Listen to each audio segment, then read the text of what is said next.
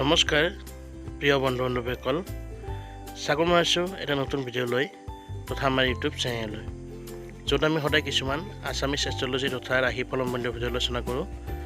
আহক তেন্তে আজি জানি লওঁ কোনকেইটা ৰাশিৰ ভাগ্য খুলিব মে' মাহত স্বয়ং ভোলেনাথৰ কৃপাত, আৰু তেওঁলোকৰ ভাগ্যফল কেনেকুৱা হ'ব।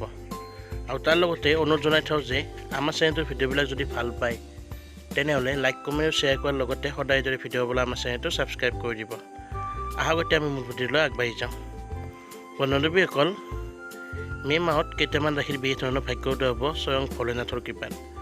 ভোলেনাথৰ কৃপাৰ ফলত তেওঁলোকে বিভিন্ন দিশত সফলতা লাভ কৰিব।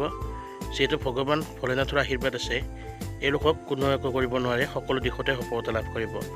মনৰ ইচ্ছা পূৰণ কৰিব পাৰিব। প্ৰেম, প্ৰণয়, স্বাস্থ্য, দাম্পত্য সকলোতে তেওঁলোকে উন্নতি লাভ কৰিব। কেৰিয়াৰ, আৰ্থিক অৱস্থা মজবুত হোৱা দেখা যাব।